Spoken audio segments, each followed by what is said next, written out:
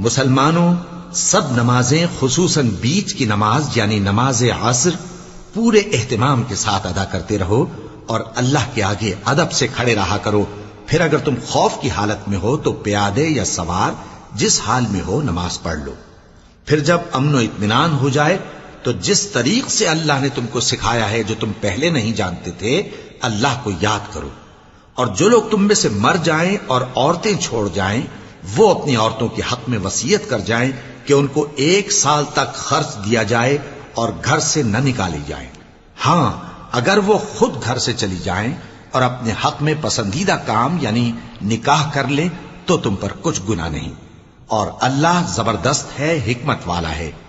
اور مطلقہ عورتوں کو بھی دستور کے مطابق نان و نفقہ دینا چاہیے.